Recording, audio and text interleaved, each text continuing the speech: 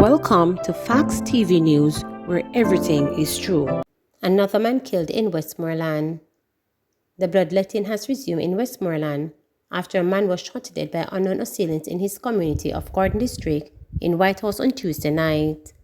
The deceased has been identified as 22-year-old Kemar Taylor, otherwise called Passy. Reports from the police are that shortly after 10:30 p.m., Taylor was among a group of persons standing along the roadway when they were pounced upon by three armed men who opened gunfire, hitting Taylor multiple times. The gunmen subsequently left on foot in the area. The White House police were summoned, and upon their arrival, Taylor was seen lying along the roadway in a pool of blood. Taylor was transported to the Savannah Lamar Public General Hospital, where he was pronounced dead. Since the start of the year, at least 97 persons have been murdered in Westmoreland. Search on for a 17-year-old girl gone missing in St. Andrew. An another alert has been activated and a search is on for 17-year-old Casey Martin of Shelley Avenue, St. Andrew, who has been missing since Tuesday, August 30. She's of dark complexion, slim build and about 5 feet 7 inches tall. Reports from the Duane Park police are that she was last seen at home. Her mode of dress at the time she went missing is unknown. All efforts to contact her have been unsuccessful.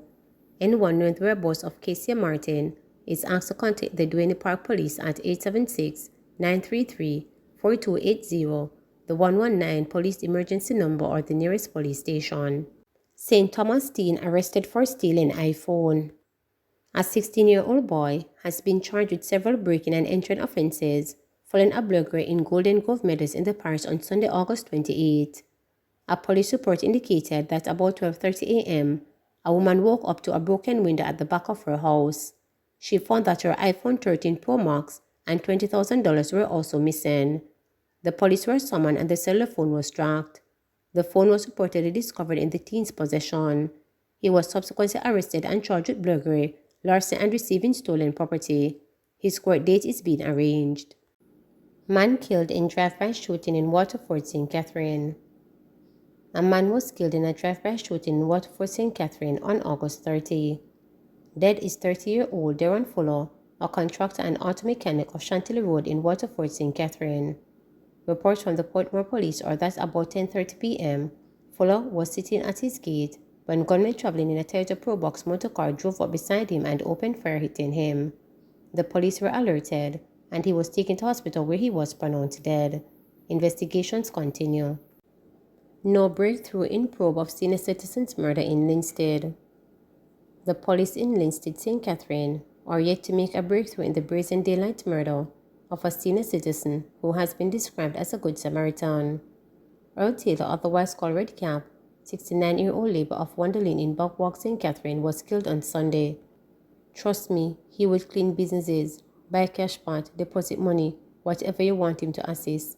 He was a good Samaritan of the Linstead business community, businessman Delroy Heath said.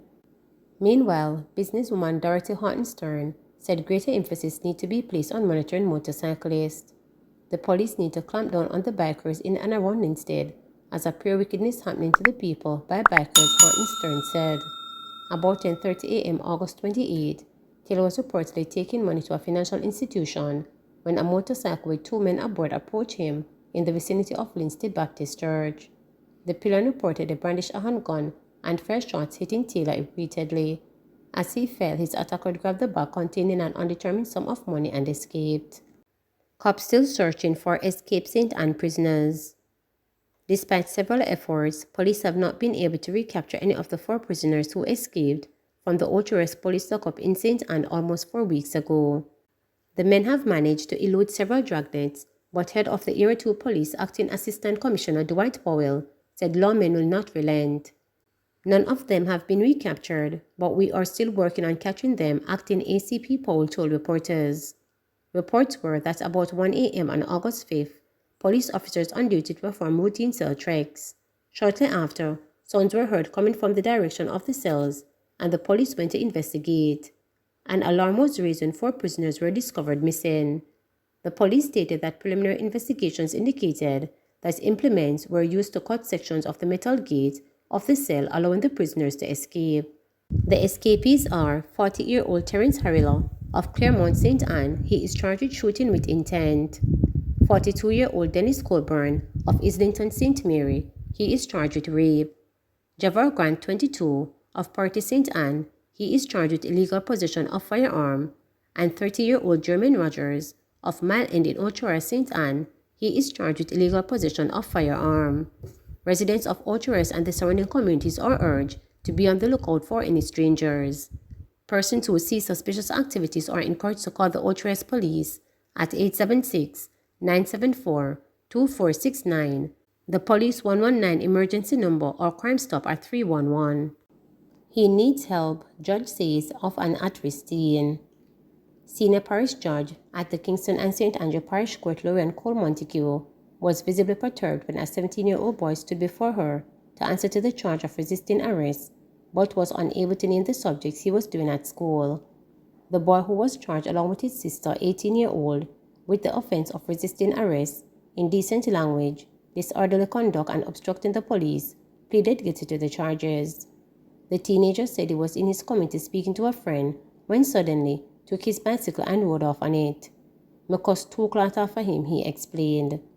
The court was told that on Wednesday night, July 20, a police officer heard him using the indecent words, "carry things come," and attempted to take him into custody when he and his sister started to resist arrest. The court was also told that the sister used expletives. Also pleading guilty to the charges, his sister said he was only asking the police why he was arresting her brother. Aiming to learn more about the accused persons before her, the judge asked the 18-year-old if she is in school. She explained that she was in training as a records clerk. "Are you in school?" Cole Montague then asked the boy. "Yes, miss," he answered, adding that he will be in grade 11 come September. "What are the subjects that you are doing?" the judge inquired. "Miss, them never make me pick the subjects," he responded. "What subjects are you doing now?" she pressed, to which the boy answered, "Me not do no subjects now." "You're in grade 10, you're going into grade 11, and you don't know what subjects you're doing now?" Cole Montague asked, incredulously. "Miss, sometimes the teacher don't even come to class," the boy said. "No, that's a different problem. What subjects are you doing?" the judge reiterated. After about a minute of prodding, the teenager said he is doing mechanics. "Mechanics, that's all? You know, I'm not surprised by what I'm hearing from you, and I'm not surprised that you're here based on what you're saying to me. He needs help. Let me tell you something. God works in mysterious ways. Sometimes some of them have to end up in a courthouse for we straighten them out, because it's obvious that the parenting and supervision that this young man needs is lacking," Cole Montague said, then asked his aunt where his parents were. The aunt, who is his father's sister, said the boy's father was at work and she is unaware of the mother's location. Clearly disturbed, the judge said, "Something wrong.